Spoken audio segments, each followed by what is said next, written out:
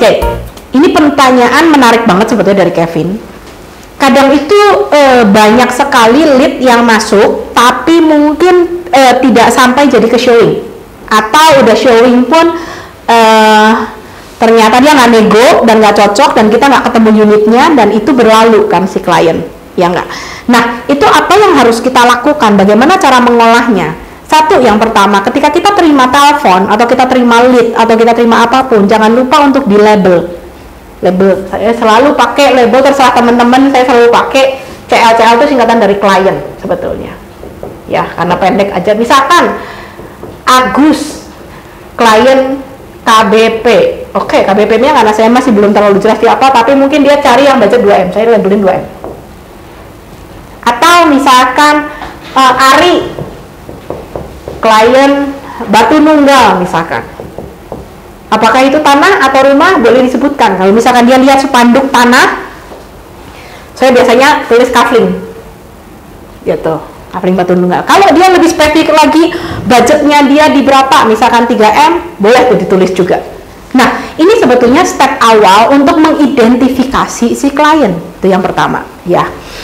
Untuk apa? Apakah mungkin si Ari ini akan closing sama saya di Batu Nunggal di lokasi itu? Mungkin tidak, ya kan, kesempatannya susah. Tapi apa yang bisa saya lakukan terhadap si Ari? Kalau tiba-tiba, saya pernah kejadian waktu itu, beberapa kali saya pakai, tiba-tiba dari agen lain tiba-tiba masuk, atau di grup peragenan itu masuk spek yang memang murah.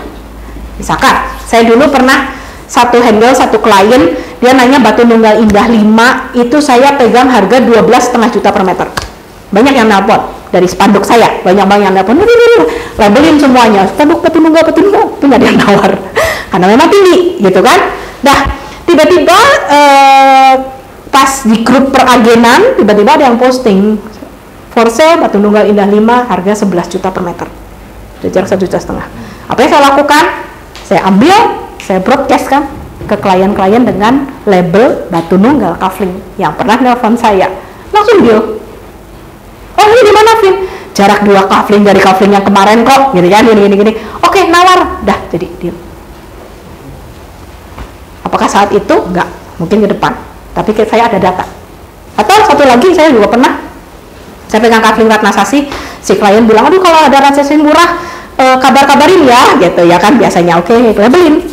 Terus tiba-tiba ada yang posting Ratna Sasi murah, langsung tinggal kasih, lihatlah showing langsung, deal. Nah, itu juga bisa. Jadi jangan lupa di labelin. Itu satu. Terus yang kedua apa ya, saya lupa. Bagaimana cara mengapa?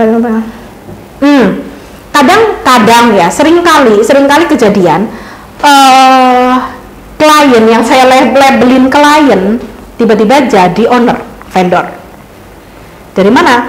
Misalkan save nih kan, save gitu. Mungkin ada sempat WA atau apa, tapi ya sudahlah, udah lama berlalu, dia nggak jadi beli, ya it's okay gitu kan. Kita jaga hubungan baik selalu. Nah, saya selalu pasang Canva kan, karena saya Canva kita tuh kadang menarik kan, memang ya dilihat. Banyak yang lihat, banyak yang window shopping di status saya.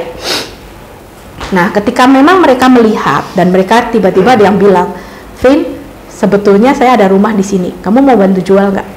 Itu banyak sekali juga. Saya kemarin ada follow up satu om-om yang dia bilang dia nyari buat anaknya di KBP. Showing mah enggak, belum. Dia cuma bilang, Santia, nanti saya kasih ke anak saya. Dia bilang, oke. Saya kasih lagi yang murah kan, ada lagi, kok Pak, ini ada barang baru. Ya, nanti saya sampaikan ke anak saya. Oke, mau kapan showingnya juga saya nggak tahu. Tiba-tiba dia bilang, Vin, saya punya rumah di sini, kamu mau bantu pasarin nggak? Mau. Nah, itu bisa, ya kan?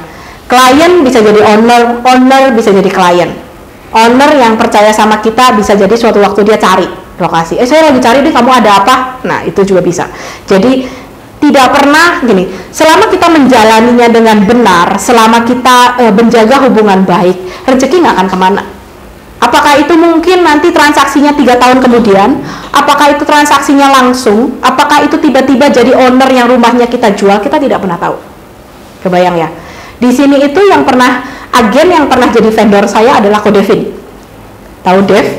Devin itu adalah owner saya. Devin itu rukonya saya jual, THI sama Fenty. Terus udah gitu banyak sih yang jadi agen yang udah saya jual terus udah gitu, oh hubungan baik ini Vin, gue mau jadi agen deh. Nah itu juga bisa. Nah jadi memang tidak pernah selama kita menjalani hubungan baik kita safe, kita baik-baik menjaga base data. Nah itu base data itu tidak pernah serbisnis selalu ada ya. Jadi makanya kembali lagi kemarin sempat saya bahas juga di Soekarno Hatta bahwa memang kita kaya bisa jadi dua. Satu, mungkin kita kaya secara uang dari komisi sebagai agen properti, tapi yang kedua kita kaya secara kontak base data. Nih saya tadi cek kontak saya sekarang tuh 6.000 di ini, 6.000 dalam artian ketika saya buka gitu kan, paling nggak ada si owner inilah, si bos itulah, si inilah, beli nggak? Belum tentu, tapi ketika saya mungkin punya barang saya bisa nawarin, saya bisa colek gitu kan. Nah itu berharga, itu sangat berharga. Kalau teman-teman nggak bangun dari awal, teman-teman akan miss. Saya itu waktu awal merintis di KBP, saya menguasai KBP, itu banyak sekali bos-bos yang pada akhirnya datang.